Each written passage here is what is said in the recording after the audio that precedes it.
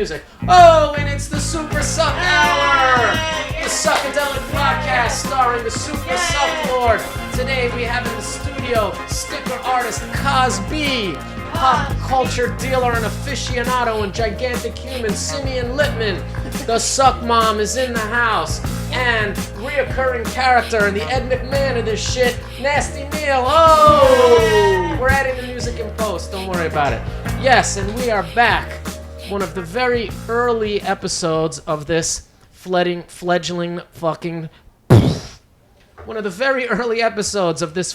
project known as the Suck Hour. My name is the Super SUCKLORD. I am a famous pop artist and hopeless romantic and lover of the ladies. And I'm here in Fuzhou, Chinatown, transmitting to you, my loyal fans, the day-to-day observations, trials, tribulations, and triumphs of life as the SUCKLORD. Surrounded by my intimate confidants, we're going to explore all the issues from ass fucking to Star Wars and everything in between. So, come with me on this journey, if you will. We're going big places. Now, before we get into the substance of this show, I want to say, as a disclaimer, it's all fake. Every single thing that we're talking about here, any confession of a crime, any sexual deviance, drug use, or any sort of nefarious activity that we discuss on the show didn't really happen. We're all a bunch of comedy writers, and we're making this all up. So there should be no contacting anybody's lawyers or law enforcement because none of this really happened. If you did that, you're corny anyway. Yeah, if you did that, you're corny anyway. Now, today's episode is sponsored by, again, Suburban Vinyl. Yay! SuburbanVinyl.com, located in scenic and pastoral Waldeck, New Jersey, just moments from the Bergen Line Waldwick train station. Suburban Vinyl is simply the best designer toy store in the entire Eastern Seaboard. It's run by some very generous and gregarious and art world supporting Italian-American men. And they do limited edition vinyl toys, custom art, monthly art shows showcasing today's new up-and-coming top artists, original sculpts and custom art toys, plush action figures, toy productions such as Inner Child by some guy called Nervous Wreck. Do you give a fuck? I don't give a fuck, but this guy gave me money, so I had to read this crap. Check them out at SuburbanVinyl.com, and then you can go fuck yourself. Are we done with the sponsorship? Okay, fine. Now, if you're listening to this and you would like to sponsor the show, please drop us a line at thesuckhour@suckadelic.com. For a nominal fee, we will give you a stroke job right here on the air and extol the virtues of whatever stupid bullshit you're trying to sell. If you would like to donate any sort of alcohol for us to drink and review, we'll do that. We like beer, but we'll take wine also, and hard liquor. If you want to give us any drugs to review, we will. Toys, we'll review them if you pay us, any of that shit. We'll do anything for fucking money, and we'll endorse alcohol products by drinking them. And if you pay us, we'll say good things about them. Otherwise, we might tell you that they suck, and that's your problem. But you'll get exposure because we have millions of followers on this show.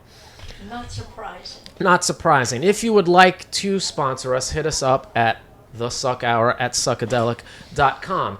If you don't have a company and you have nothing to sell and you're not extolling the virtues of anything, but you like what we're doing, you can go to suckadelic.com/thesuckhour and you'll see a donate button. And you can send us PayPal money for doing what we do because, let's be honest, this shit costs a lot of fucking money. All these fucking cameras and all these people I gotta pay, it adds up. So if you like the show, send me some fucking money. People are getting paid. Eventually. You can find us all across the web in whatever format you choose. We're on Instagram, Twitter, SoundCloud, YouTube, Facebook, all under The Suck Hour. It's very simple. Find us there. We're not on iTunes as we speak, but once we get some clout in the industry, we expect to have that too. You can also find me, the SUCKLORD, on Snapchat at SUCKLORD66. I'd like to give a shout out to my DJ, the Crystal Pharaoh. All the music that you hear on this show has been curated or produced by the Crystal Pharaoh, and you can listen to his incredible offerings of musical stylings at Visual Audio SUCKLORDNYC.com. And there goes the masthead. Now, give me one of those fucking beers, and we're going to introduce everybody here today.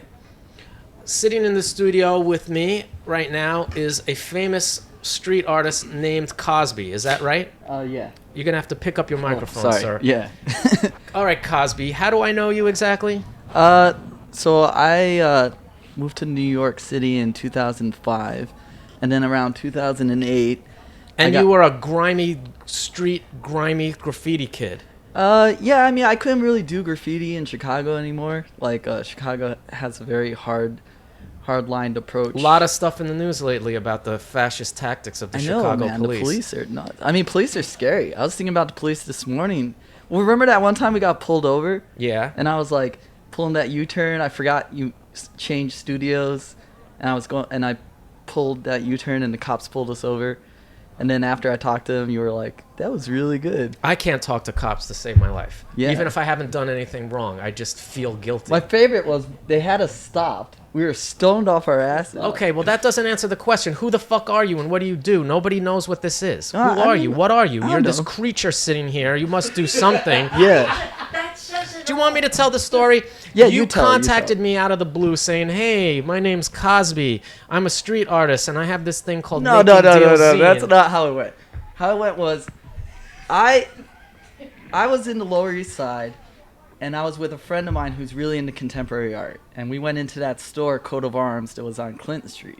And you had a couple of figures in there, and one of the figures you had was that one bitch you didn't get to fuck. Right. And I remember my friend saw it. He's the photographer Oscar Areola from Chicago. And he goes, man, check this shit out. It's really dope. And I was like, yeah. I was like, that's really, I was like, I like that, you know? Then, like, a couple months later, we decided to start our own. I was kind of hoping for just a succinct little blurb, but go on. Yeah, my friend and I in Chicago, we decided to start our own art magazine. And so I was talking to him on the phone, and, you know, he was typical SUCKLORD, very standoffish, a little gruff. And, arrogant snot. yeah, and he goes to me, he's like, he goes, all right, come over to my studio. And I was like, all right, where's your studio? And he's like, it's at 195 Christie Street. And I was like, wait a minute. Yeah, you were 4 floors up. I was like, I'm calling you from 195 Christie Street. 195 Christie Street was an amazing... That was an archetypical art building for a long time. That shit's gone Yeah, now. the shit's gone now. His old studio is like one of these, It's like... a corporate meet and greet place. Which are ruining New York City right now. Those things are everywhere. Like, what, are you lying to me? Like, No, yeah, he goes... I go, dude, I'm on the 4th floor. And he's like, hold on. Next thing I know, I hear this knock at my door. This guy comes in, first time I ever met him, and the first thing he does is scan the room. You know, he's like looking, like, what can I film in here? What can I get? And then he goes, you got access to the roof? And I was like, yeah. And he was like, all right. And then right away, I'm like, man, this guy's funny, man. He's just like really, you know, checking it out. But I was like, he's cool, you know? So we start, you know, talking about doing this interview and stuff, and I remember he made it a point to call Crystal Farrow in front of me, and to kind of have this conversation with Crystal Farrow. It was like, yeah, I met this guy.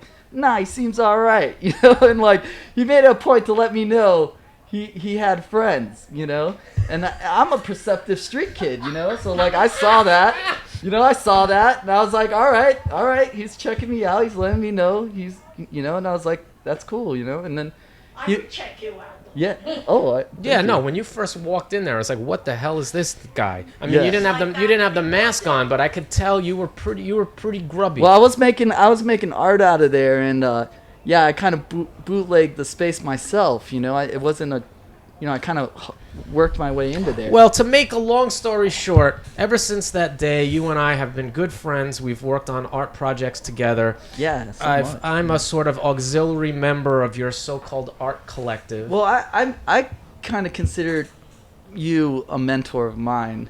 You know, like it was interesting when I met Morgan because, you know, he introduced me to a lot of New York City artists. He showed the two of these guys, you know, Simeon and Morgan, are kind of like responsible for helping me kind of guide me in the New York City and art I world. apologize to the world for that.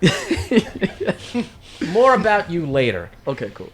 Also in the studio, we have Simeon Lipman. Now, why don't you give us a little background on who you are and how you fit into this whole psychedelic enterprise? Basically, like most people who enter your sphere, they kind of become part of this world. And when I first heard about you, I first saw your action figure again, I walked into Kid Robot, and famously I saw the Mary Papers figure, which just completely blew my mind. Why? I grew up in the action figure era, and to see someone create a figure of a person, I wasn't sure what Mary Papers was, but I was intrigued. It had attitude, the figure, it was just incredible. And I saw the name Psychedelic, and I, at the time, was at Christie's. I was running their pop culture I know, department. when you called me and you're like, I'm calling from Christie's Auctions house, the fucking dollar signs are like fucking ringing in my fucking eyeballs. Yeah, which I apologize for that, to bringing up your... Yeah. Get to that later. It was a good sale. That was great. It was You guys made some historic. money, right? It was historic, but No one was doing stuff like that then. but no, nobody was doing stuff like that. This is back in 2007 or so, and I was just I do pop culture auctions. That's one of the things I do, and so I was doing rock memorabilia and entertainment memorabilia, sports memorabilia. But one of the things that I found very intriguing, and I wanted to kind of introduce to a larger audience, was the art toys, which were kind of everywhere at that time. And so I figured I was going to kind of walk around and check out all the little galleries and stuff. And of course, I walked into Kid Robot and I saw the Mary Papers figure. And out of everything I saw, that spoke to me personally. Because it's the fucking best. Because it's the fucking best. And I saw the name Psychedelic, and so I went back to the office and I looked up Psychedelic, and your website came up.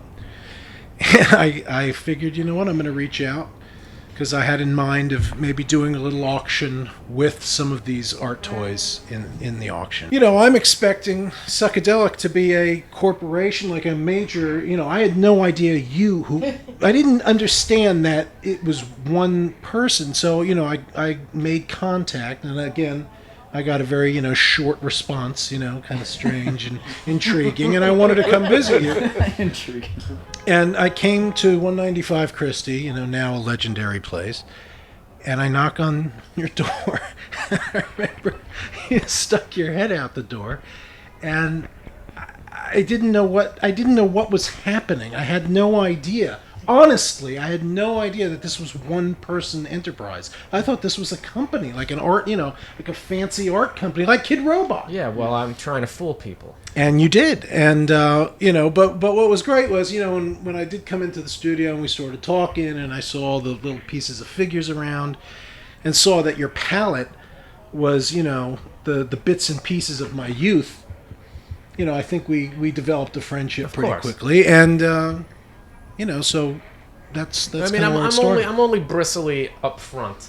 It's just the most thinnest outer layer is covered with So barbs. you guys got together and played with toys. Pretty much. I love it. I mean, I'm going to give you credit for that, I Mom. get credit for everything. It's like we know we already know my relationship to you, but for all But the it's so cool to think these guys got together and they bonded over playing with each other. But the thing is, Toys it's are true big though, use. because it's like, I would think that, like, one thing that I consider myself quite blessed for is that there's been a continuity between my childhood and my adulthood. Like, all the things that I cared about when I was a kid and all the things that I was pursuing at that time, I'm still pursuing. And you always will. we're doing it in an adult manner. But it's fascinating that, like, all that rich folklore and all that primordial shit that happened back in the day with all the fucking toys you bought me and all that crap, it's still going on in perpetuity now. And we're not even going to talk about the new Star Wars movie at this point, but it's been thanks to your rearing, to your parentage. I reared it. Well, there were some difficult times, and we're gonna talk mostly about struggling in this episode. Struggling. Yes, but it's like one of the gifts that you gave me was the ability to maintain my childlikeness into adulthood, and not everybody gets to do that. I get to do that. Yeah, you get to do that. I'm You didn't- the- I I'm just the learned. champ. I just copied you. Learn from I just me. copied you. I'm still at it. I'm in my third I childhood. just and copied going you. Fucking strong, goddamn you all. All right, and you, nasty Neil. How the fuck do I know you again? You want me to tell the story how I met you? Yeah, sure. So this is back in, I think it was 2007. And I just started getting really into the toy scene and shit and customizing toys. And I came across a video of, I think it was your first show in LA, right? Potentially, yeah. And The out of suck all off, the super like, suck off. yeah, but I always thought like the whole scene was just like real uptight, nerdy, and like real proper. Like, and I saw your show and it was just like just the way you were talking about yourself. Even it just blew my fucking mind. I was like, man, I gotta work with this guy, So I contacted you, and then you were like the only reason, and he said, I couldn't believe like he said it like. The only reason I'm hitting you back up is because you have that porn star and the purple sativa on your MySpace page, Because this was like on MySpace and shit, And I was like, damn, man. It was like, No, man, but rude. because it's true. I mean, I had a lot of the same impressions of the toy business as you did. It's just like, it's cool, but there's a lot of fucking herbs in this thing, or a lot of squares, or just like, I'm too raw for this shit. Yeah, and then that's how I feel. this guy hits me up, and he's got like porn bitches with ass next to his toy. I can't believe that. Yo, my, Yeah. and I was like, my I MySpace need fucking guys kind of like portrayed this. fucking awesomeness. Like, straight Yeah, up. I mean, you've got the first T-shirt I ever got you was fucking "Swallow My Future," which is basically a picture of some like blue bitch with her mouth open, ready to take a fucking cum shot, and I'm just like, and it says "Swallow My Future." It's like, this guy is perfect. And this was like fucking 8 years ago, and he begged me. He's like, yo, if you're doing another fucking art show, please put me in it. So I fucking did another art show just so you could be in it. Oh, yeah. didn't know- He did a show just so I could be in it. Thanks, man. Whatever. But Every- yeah, and then after that was And then we just been fucking best friends ever since. I just want to say too, I love the rapport like between you guys. Like here, like this whole like Ed McMahon late night TV thing. I'm really happy to be on this couch okay, right so now. don't fuck it up by being whack and boring. What? No, dude. No, you're fine too. fine. Listen, here's the fuck. I gotta Here's sit here and listen Yeah, to you this gotta listen to all bromance. The bromance of the brothers. Polo bromance Can episode. I think We're that's just, like sharing all our feelings. what, Simeon? What? That's a very interesting point, and it's a point that my wife made when I first became enthralled, with you and what you were doing. It's a bromance, and I think, if There's you're chicks involved. No, but I think your devoted following are guys who played with action figures and read Mad Magazine and traded wacky packs and And just refuse to let go. and you refuse to let go, and I think It made it because of okay that, for other people. Except they don't get paid. It's almost like you want to capture that again. You want to capture that nostalgia. I mean, that's what auctions are all about. People are buying shit to capture their nostalgia. That's kind of what I want to unpack for this episode. I mean, first thing, I don't like to use the word nostalgia when it comes to talking about the stuff that we do, and even going back and seeing a new Star Wars movie, because I think stuff that you enjoy. well, nostalgia is almost like a looking back, trying to relive the past.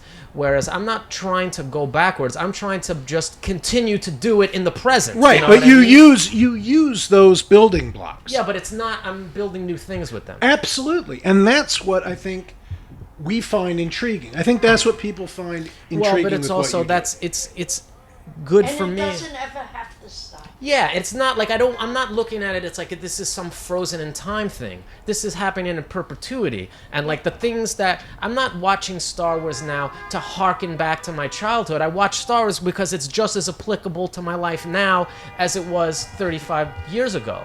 It's like shit in The Force Awakens. I'm not like, I watched the Kevin Smith review and he was like, it was terrible. It was like, it's either, dude, that was awesome, this part was really cool, and this made me feel like I'm 9 again. I'm not trying to feel like I'm fucking 9. I already was 9. It's fine. I'm 46 now, and but I'm just saying I'm not trying to go back in time. No. Why are we not gonna talk about the Star Wars Because movies? you haven't fucking seen it. Oh. I don't care. No, Yeah, but we it's can like talk you about haven't seen it. I don't have my Star Wars guys here. We can touch on it. I mean, I plan on doing it during this whole just thing. Did you like it? Like Well, I think- dedicated I fucking thought it was Star Wars cool, yeah. episodes. I thought it was But I don't great. want to talk about that just yet because once we start talking about Star Wars, we're not going to talk about anything yet. And these are still, I'm still trying to like introduce us and our world and stuff like that, and talk about one of the reasons why you guys are here for this particular episode is because this shit is fucking hard. For people who don't know, like, we make our living, or, you know, making toys, movies, action figures, basically just indulging ourselves in the things that we enjoy, which is pop culture shit and porno and all that stuff. And it's fucking incredibly difficult.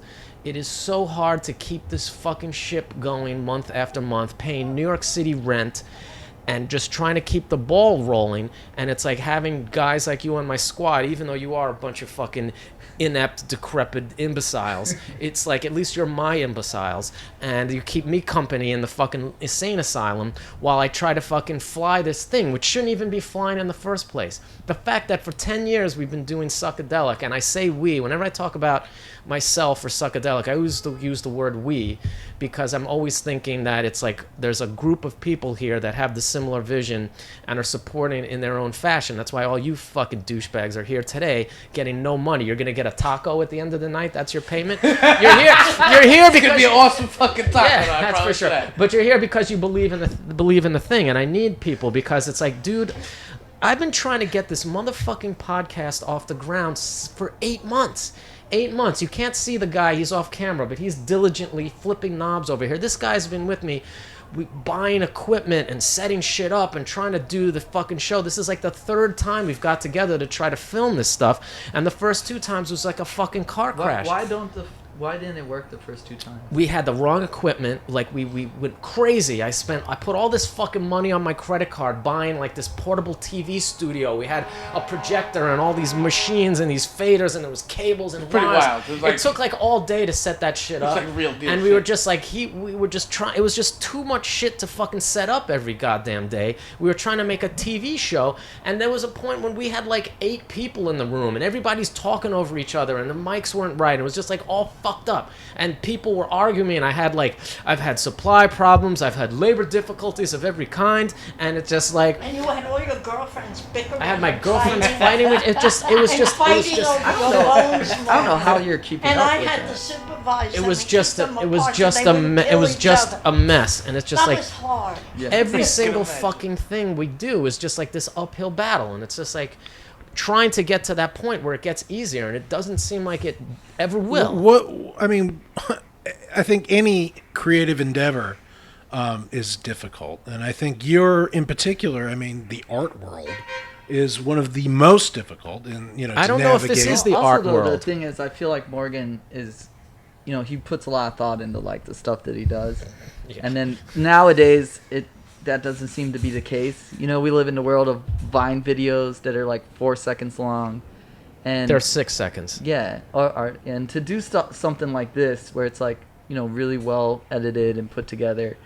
I don't know if this is well edited or well put together at all. I think saw the this is first couple going of to two be ones, and this is going to be yet another seat of the pants endeavors where this shit is like, I'm not prepared and I'm doing it half cocked, and I'm not 100% sure what the fuck I'm learning on the doing. way. Yeah, I'm learning on the fucking way. I mean, every single thing I've ever sold is an experiment. I haven't even done my true work here. yet. All this shit is just me trying to figure shit out, and I just happen to be good enough of a salesman to get people to buy my mistakes. But isn't that, Samir, I mean, that's like what art is, right? Like art isn't Is like, it? art No, is like working Oh, now we're going to toward- talk about what art is? Tell Yeah, me, 'cause, what's I art? mean, And it's you need like- to start rolling that joint. Yeah, it's like working towards. And put some you're of that working tobacco towards in it. what you're trying Hell to no. accomplish. Come on, just a If little. if you're No? ever satisfied All right, no with what tobacco. you're doing, you're not. I think that art, depends on, it touches people in different ways, and certain things that you do, particularly your early work, to me was it hit home. that's the it was problem. very profound. As you've matured as an artist, quote unquote, I haven't personally found some of that stuff as interesting. Well, as fuck you. you're- I like but these that's people. Yeah, because right, fuck you. But No, why? no, Tell no. me why. what I think Let's hear his opinion before we kill him. But we kill him. I personally think your early work, before you perhaps had a level of fame, Are you ready for this? as before you had a level of fame, all right, comes down to this: you were more interested in being a celebrity than being an artist. Oh, so you watched me on TV? Well, of course. He's got a crush on I your think spot. no. I think you're, and I don't think there's anything wrong with you doing that. I think that's what you want. But I think, perhaps, in my opinion, your art has suffered Oh, that's tone taking. because of that. Oh man, what? Okay. That's kind of like an art critique. I want to say my side. So that was really great. Like, I feel like it takes a lot for a friend to be honest with another friend. It didn't bet- take I them bet- anything. No, I know that that- was I've no told him problem that. at I've all. told him this And in that before. capacity, like it's harsh, like being an artist and hearing somebody talk about your art in that way. Now, for me, like I really like some of the most recent stuff, like that right there on the wall, the stuff he, made by mistake.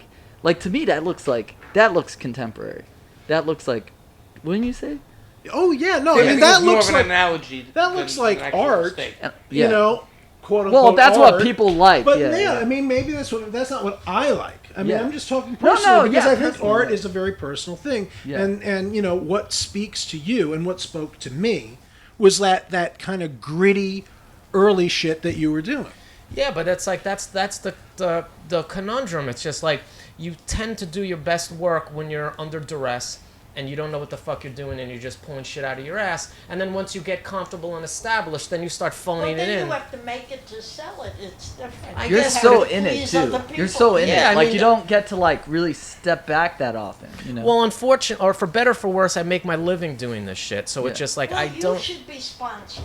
Somebody should just give you money just for living love and it. have a lot of money, and you Yeah. don't have to sell your shit. You just do it. I would like to call everybody's attention to the donate button on our website. So that Morgan of SUCKLORD, He needs a gallery. doesn't have to sell his This shit, guy should be and he in a can gallery. get back to being his. I think the best thing that you do are the movies. I think that's the best thing you do, and I think the figures and everything tie into the movies. You merchandise your own movie, You're which just- nobody fucking does. You're Okay, just I'm saying gonna- that because you're in the movie. I'm gonna the bring only up- motherfucker wait, in all of the wait. fucking Here's world that it. ever gave you a speaking part in a film. You Now- are. That is true. Shut up! Listen, the secret about SUCKLORD is he doesn't wish to hear criticism. Only wants course to hear not. his That's praise. I love it. I love it that the And mom that's told the way us it's to. gotta He go. ain't That's how losing no you raised sleep. me. The movies are autobiographical. You will admit, correct? And Everything is autobiographical. everything with you is autobiographical, and I think that's what's so interesting, and that's what's kept you interesting. I think, and I've told you this 100 times. I think you still focus on that movie because I think that's your opus, and it's brilliant.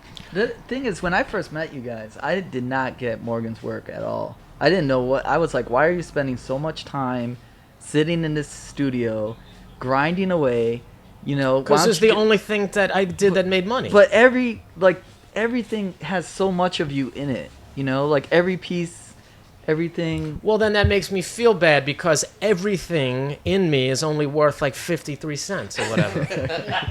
I I'm do just think saying- you undersell your stuff. This Am I stuff lighting should be. This Yeah, stuff light should it- be light like it in the museum or That's something. for others. or a gallery that's at for least. other people to make And it that will. decision. And I'm convinced that Am I gonna 50 be alive years to enjoy any of maybe this not. shit? I Maybe hope not. so. But this is a moment in time, and you are at the forefront of that. I've always thought that, and I've thought that the people who surround you are some of the more interesting people in this moment. Well, what's fortunate about this practice of mine is that it does attract some interesting characters, to say the least, who just sort of come to me. Like every single person that's ever come to me wanting to buy stuff or be involved has always been reasonably interesting and somebody that I could connect to on a regular level. Some fucking whack jobs, but I mean, I did it on purpus, or it just that's how. Well, you remember when I was a kid, everybody that hung around was a fucking weirdo, a reject.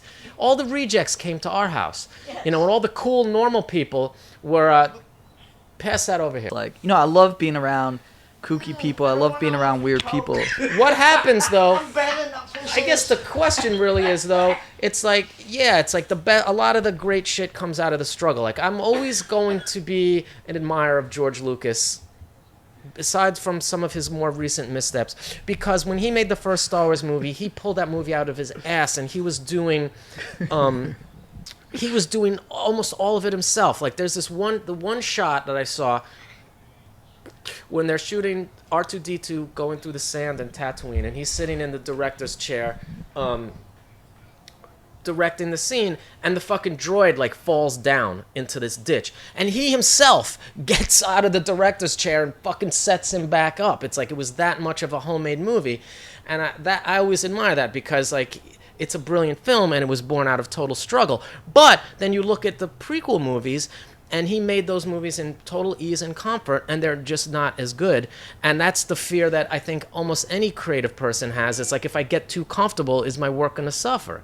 And it's like you want to fucking, would love to have this shit be easy for a fucking change. Like every single thing I make is the seat of my pants. If this doesn't sell, I'm out of business. I like that you're honest about it too. Like you tell people, like, I'm making this shit, and rushing it out the door in order to get, Even if I hate it. Yeah.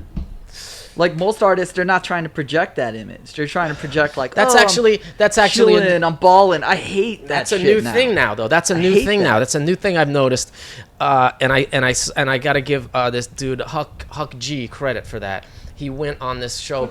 You know Huck G? You know Huck G, right? Yeah. He's a fucking toy customizer, very successful. He was really big in that sort of first wave of Kid Robot, painting his little toys and all that stuff, doing commissions, making big money, making good work. Not necessarily my taste, but good shit. Very successful in the toy game. And he went on this show called Adventures in Design, and basically talked about he's fucked and he's broke and he's not selling anymore, and just like all the fucking problems that he's having now. And I was like, I'll give you mad props for like going out there and letting everybody know how hard it is. And it's like, it sounded almost exactly like what was happening to me. So I went on that show afterwards and did the same routine, and now that's a shtick, going on the air and confessing about how hard you're struggling and how much debt you have. Oh God, everybody's But like, it's not no bullshit. Well, I think another thing, I think it's kind of important. At least what I've noticed, I have a 9-year-old son, as you like, and he has no interest in collecting anything. Good for him. Right, but I think that's indicative of a whole generation of people coming up who don't collect, don't care to, and it doesn't affect them. And I think there's kids playing video games and all that. So in other words, there's not necessarily a generation coming up that wants to buy So you better this. hustle before your audience dies. You always have to hustle. Well, fucking life is a hustle. So I mean, Does it really have to fucking be a hustle? yeah, it does. Does it really have to be like this forever? There are very unhappy, very successful people out there. I'm happy as fuck. Right, I'm not so- satisfied, but I'm happy. We did several exhibitions together. One of them, you and Cliff came down to Philadelphia and did a little thing for the Vader Project, which was put together by Yes, we were Dov Kellemer. selling customized Darth Vader helmets. That's right. For like as fine art. Trying to tell people it's fine art. I'm good for now. And one of the most amazing things, right? I mean, I thought I was the coolest guy in town because I brought the coolest guys down to DJ, and you guys had a great set, and you did Star Wars Breakbeats and Band of the Lost, and it was great. I thought it was great. Afterwards, there were a couple of the young people who worked at this auction house who were, in their early 20s. They didn't give a fuck. And I said to them, how fucking great was that? And they go, it fucking sucked, man. I'm like, what do you mean it sucked? They're like, who the fuck cares about Star Wars? They don't give a fuck about it it. was like that even when you were on No, the, it was it was like, wow, these people don't get it. Yeah, but that was in 2007 or No, 9 or no, something. that was like 2010. That was a post-prequel era. Now everything is fucking Star Wars. But not necessarily. It's It's not necessarily that. But is everything we do somehow existing under the shadow of Star Wars? Do- it is. do you No. even? Hillary Clinton in the debate, she was saying, "May the force." There was be with you." stormtroopers at She the White doesn't House. say- she Do you doesn't even say, Star "God bless Wars, bro?" America." She said, "May the force be with you." See, it's like. But that doesn't mean that means the same thing to this generation growing up as it did to us when we were growing up. I think this new Star Wars movie is gonna change that. But I mean, by extension, I think what you're saying is that younger people aren't necessarily as into collecting objects as they might have been. Like, you could still love Star Wars as Who's buying 15-year-old. Star Wars figures right now? Kids? Little kids and grown men. No, not little kids. Grown fucking men. No kids? Really? Kids are not buying Star Wars. But they're still actually, into Star Wars. yeah. Actually, Definitely buying. So like I have New age to. shit. Okay, but they're playing all the video games. They're playing the video games. Okay, that's the thing. I mean, everybody knows that it's like video games are the thing, and kids don't want stuff. Buying stuff is for older people. Yeah. You don't think these kids, when they hit their 30s supposed and to they make start $8 making some billion money, off Yeah. might want to put some shit in their house? Actually, a like- psychedelic maybe. A Actually- psychedelic or two, just one. I don't know. Actually, how I became friends with Simeon was because we both worked in the secondary art market, right? Which in the, sucks dick. yeah, it's a real well as an artist, it's a real mind fuck. You know, you see, you see that thing where you're You'll see this. Sales will rocket. You'll see this. no, yeah, like in the secondary art market, if you're an artist and you start experiencing that, it's like it's a real mind fuck because you're just like, you know, people are still stuck on like Andy Warhol and Basquiat and all that. I know, it's fucked up too. And you're because- like, you know, no one's gonna care about my art until well after I'm gone. I know, but it took me. I mean, when he put me in that first Christie's auction, I mean, there was, there was Warhols in that, or there was something significant. Yeah.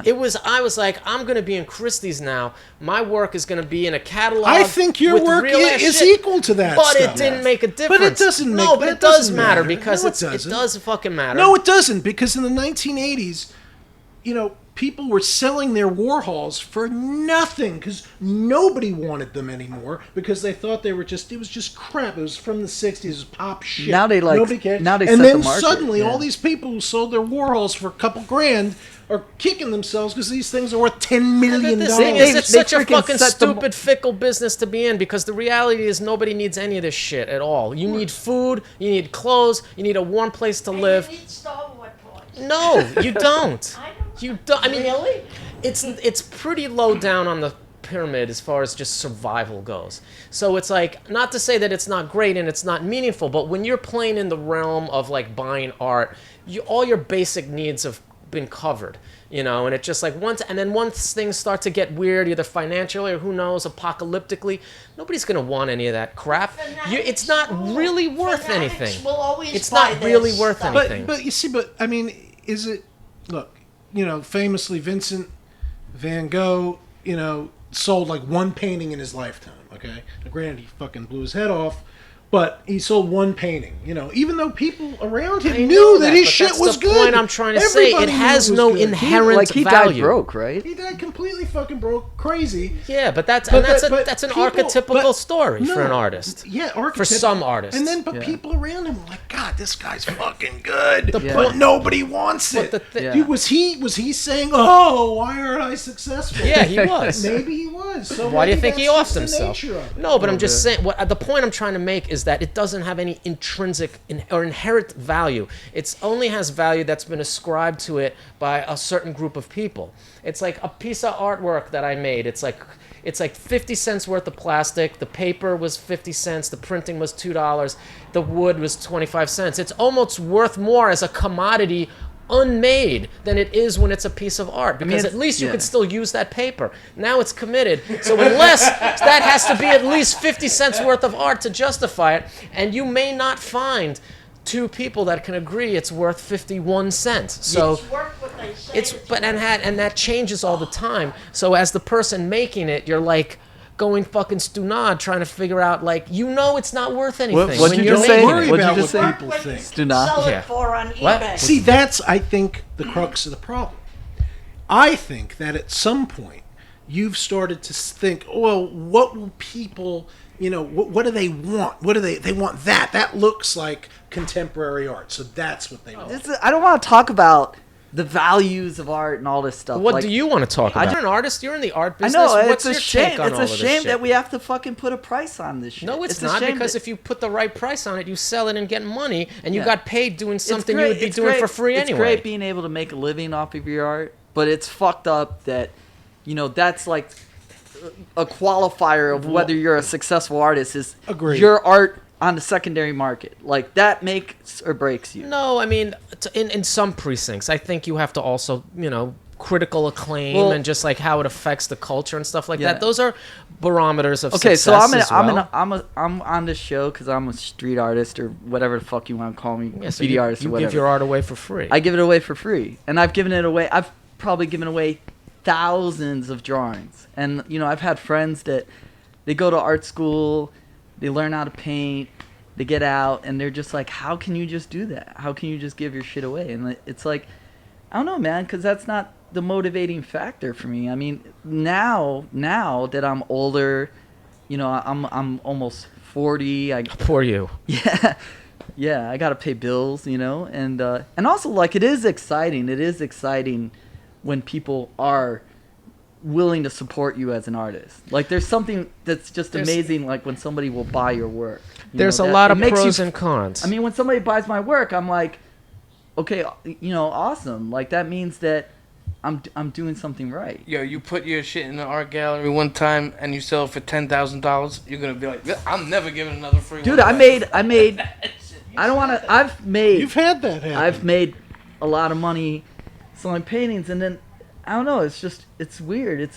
That's why I started the Sticker Social Club. Like, I started Sticker Social Club because you're a communist. no, I'm not. No, I thought it was weird that people were, treated you differently.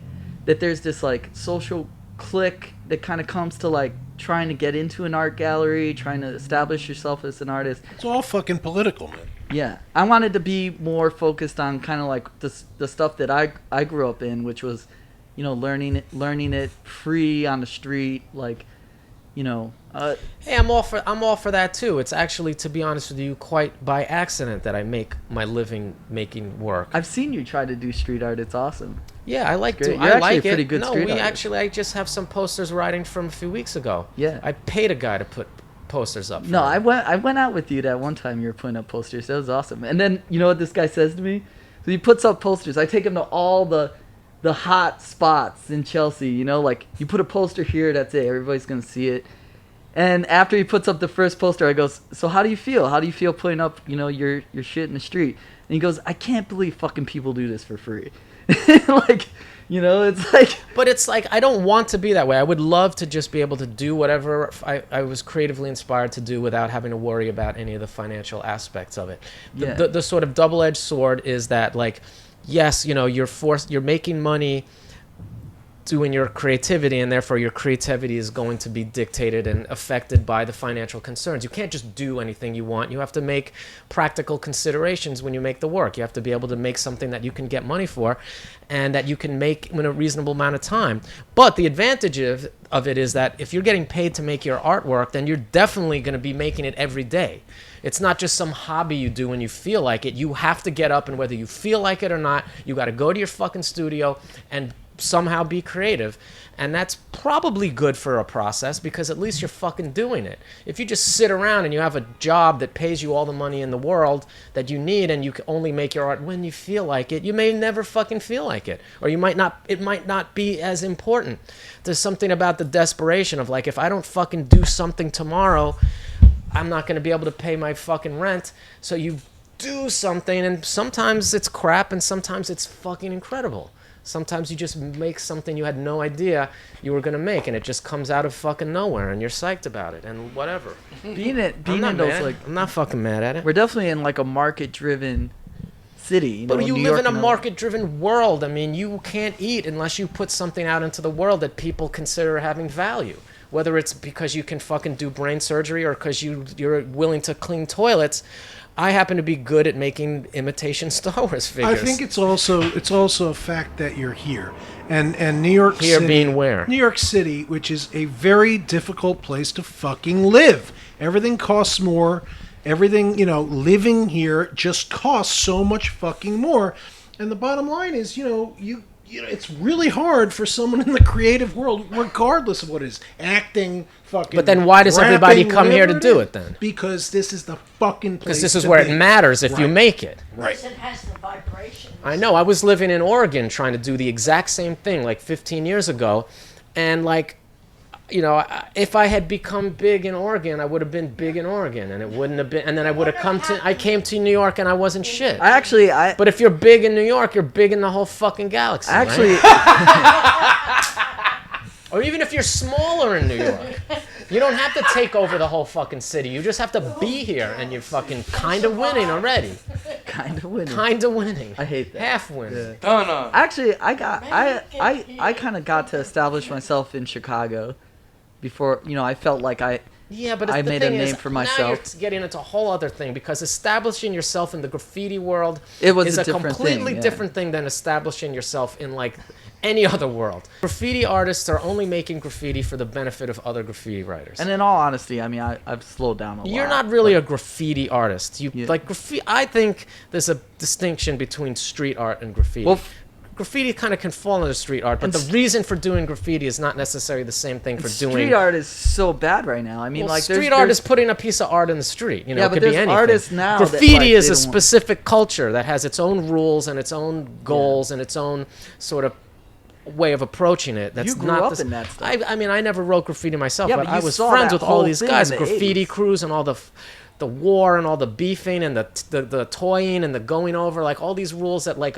some dip-diddy-do from fucking douchebagville comes to New York and wants to throw some posters up and doesn't realize that he's putting it over like a fucking old Dash snow tag or something, Yeah. and then doesn't understand why people are coming at him wanting to fucking break his neck. That I mean, happened when I was on the Work of Art TV show. I remember there was it, a yeah. piece that didn't make the final edit where we were doing our street art. It was the I episode where remember I when got he told me he eliminated. got kicked. I remember It when was terrible. That was the worst piece of work I ever made. he said he got kicked off for street art, and he felt bad. I called him because I thought because what happened was not only did we make a piece of bad street art, but there was a tag on the wall. Your And- confidence and was we, shaken. And we put our shit over the tag. We put our shit over the tag. Like I wasn't paying attention, and we went over this guy's tag. And the first thing that the guest judge was Lee Quignon, this fucking graffiti legend, looks at the piece and says, "Yo, why'd you go over that guy's tag?" And then I was like, "Oh my god, I just completely fucked up. It doesn't matter if the piece is good or bad or not. Like I'm a New York City kid, and I fucked up the graffiti rule. And then for the 6 You months, were also fucking sleep deprived. it doesn't matter because it's. I mean, sure, I wasn't paying attention, but Reality the point shows. being was like between when we shot it and when it was airing, I was like, please do not let that have been somebody famous's tag, because if that comes on the air and I toyed somebody that's like somebody in the graffiti world, I'd get to be fucking. I don't want to get in all honesty, though, he beat was, down in the street or fucking Yeah. called out No, like that. what happened? Nothing. nothing. That part didn't make the edit. Thank God. And who cares? I mean, And nobody cared. Yeah, that was in the all- other thing I forgot in to all mention.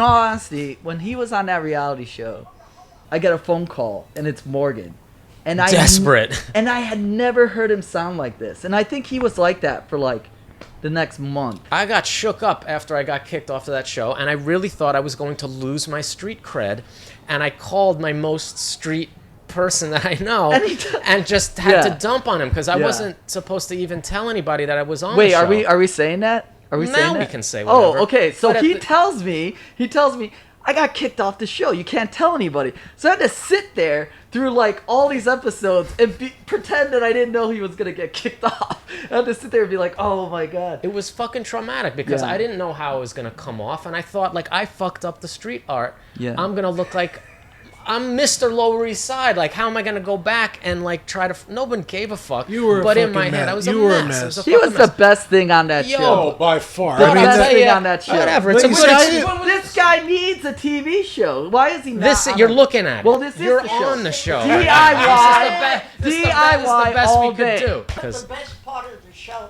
was everybody had to address you as SUCKLORD. The sucker. And it was hard for the words to come out of what's his name's I've always mouth. been good at that. Yes. Getting people to call me what I wanted to be called. It's like I mean, people have been tossing it around a lot, but I don't really use the name Morgan that much. I never I'm sorry, No, it's a fine name, but No, like it isn't. I should have called you Lorenzo. you were gonna name me Rocco or Bruno or something like that. right? Giancarlo. But Oh, then that I would've been would've awesome. Then I would have That been would've been some great. fucking greasy Italian loser. Yeah, but you took it beyond that. Lorenzo What motivated- Phillips is the name. I was called. My first nickname was Mo from the Three Milk Stooges. Toast, I though? wanted to be called Mo, and everyone called me that. Then I wanted to, when I was in college, I was a rapper, and I was MC Milquetoast, and I wanted everyone to call me Milquetoast, and they did. The bottom dweller. I go back to Bottom you. I go back to Eugene, and some people still call me Milquetoast. Get the fuck out. And then when I moved back to New York, I became Super Genius. I put out Yes. Star Wars Break You Race like as that Super one. Genius. And all my names have always had a self-deprecating and self-aggrandizing aspect to it. Super Hard to Genius believe, wasn't hard to believe. yeah, hard to get a ticket. Super Genius wasn't Googleable. So I had to dispose of it. You Google Super Genius, you get all kinds of shit before you get to me. And then when I became a supervillain, I chose the name Sucklord, and that's stuck. And now I use the name Jack Jones. I like that. Jack Jones. Yeah, he's on when I want to Facebook. be an everyman, I've become so incredibly exquisite in my old age. I've been such a thing. Jack Jones. Yeah. Jack Jones. I have become so remarkably exquisite and Exquisite. marvelous. Yes. I'm so incredibly specific that I have this name that is only usable in certain precincts. So when I find myself out in the world and I Give need him some more Coke. give me another beer. I need to pass. I need to blend in with the straight world. Thank you, I'm good. And be a regular guy, so I just tell people my name is Jack. When I Yeah. don't feel like explaining my wonder to them by telling them my name is the Sucklord, thank you. I know where you tell that. I tell them my name's Jack. Yeah. At least your name's not Cosby. Jesus Yeah. Christ. Did that fuck you up? That came out of left field. well, I mean, not really. I don't know.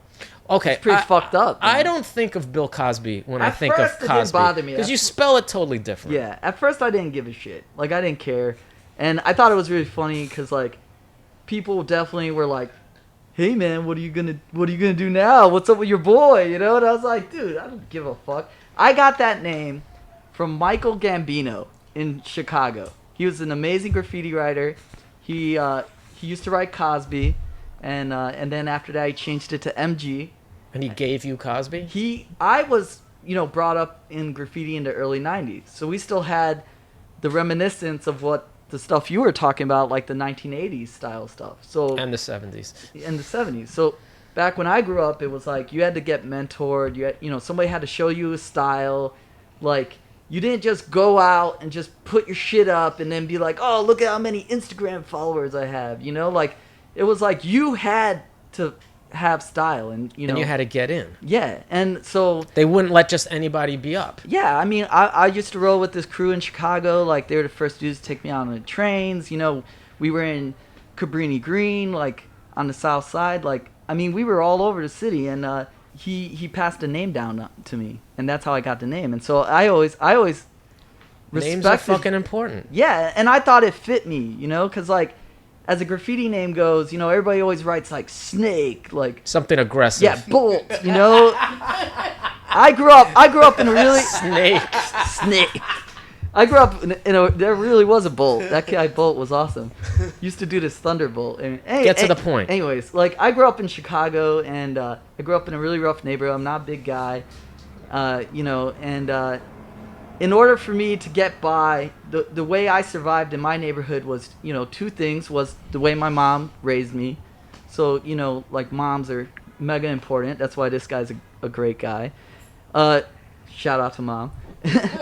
Two was my humor, my sense of humor. Like, we'd be in situations that would be really, really sketch. You were the guy that joked his way out of a fight. Yeah, I could kind of, like, I could break it up. I could. And that was my power too. Yeah. I couldn't fight. I was too small, but I was funny, and that was currency. Yeah, I'd be in these situations where guys would be like, "Oh, we're gonna fuck these guys up or whatever," and then I'd crack wise, and they'd be like, "Oh, this guy's funny. All right, you can stay around." Yeah, they let you live. Yeah. Because, yeah. So that's why I like the name Cosby. I thought it was cool. It kind of represented who I was. It represented something that wasn't too tough, but was funny.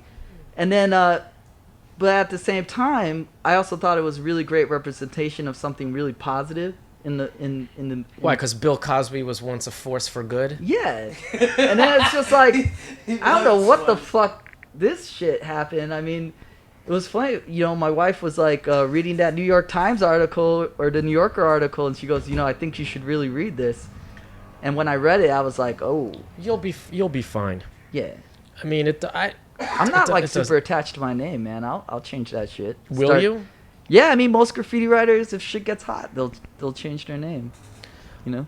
I don't. I guess. I mean, I think I'm probably not going to be the Sucklord forever. I'll probably come up with another name at some point. No, but it's so. It's like you have to rename yourself every time you go through a change in life. Like in fucking Lord of the Rings. Just give yourself a new nickname. Gandalf has like 5 names, depending on who he's with. You know, he had a name in the Undying Lands, Aloran. He was when he was young in the Maiar, and then when he came to Middle Earth and fell in first with the elves, he was Mithrandir. That was his sort of primary Middle Earth name, and then his sort of slumming name was Gandalf when he was in the Shire, and then he wandered in like other lands. His name was Incanus. Like I think the dwarves had a name for him too. So he had all these fucking different names depending on his context. And I think part of just like actualizing oneself is like having that aspect to yourself where you're somewhat. You know, you have different selves that you wear. Your reinvention. Yeah, and you have different selves that you wear in different situations, and that's why Morgan is the name I used to sign my fucking checks when I pay the Con Edison bill, and when I reminisce back before I became a supervillain. Well, this is probably one of the most existential conversations about graffiti I've ever had. Okay. I mean, my wife usually hates when I talk about graffiti with my guys because it's usually just like, oh, who's up? Like, who's killing it? That guy's a toy. Fuck that dude, you know? I'm just fucking bemoaning this shit for dramatic effect. I know how this stuff works. I mean, it sucks asshole. But somehow, by the grace of the Force, every fucking half-ass fucking pull it out of your dick maneuver that I've made for almost the last 20 years, it comes out of every fucking hole I got. Somehow worked. Like I'm still alive, and I'm only like 20 grand in debt right now. Misaligned hole. Misaligned hole. Wrong hole. Harkening Wrong hole. back. There's a funny golf joke about that, but I'll tell you another time. But so- it's a little racist. Just the fact that there's a new Star Wars movie out and that it's good is enough to give me hope for the future forever. It's like my faith in God and the universe has been irrevocably restored. And so it should be. And so it should be. The Suck Hour signing off.